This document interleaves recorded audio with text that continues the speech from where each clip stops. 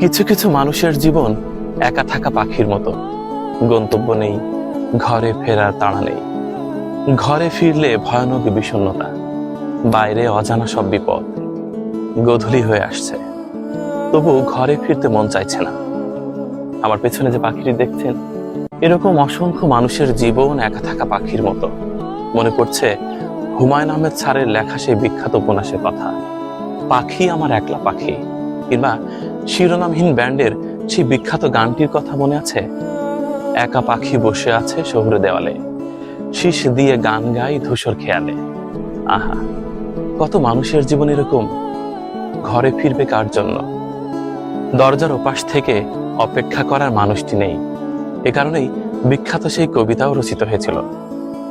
আমি বলছি না ভালোবাসতেই হবে, আমি চাই কেউ একজন আমার জন্য অপেক্ষা করুক, শুধু ভেতর থেকে দরজা খুলে দেবার জন্য। আমাদের সমাজে অনেক মানুষের জীবন একা থাকা পাখির মতো, ভেতর থেকে দরজা খুলে দেবার মতো কেউ নেই।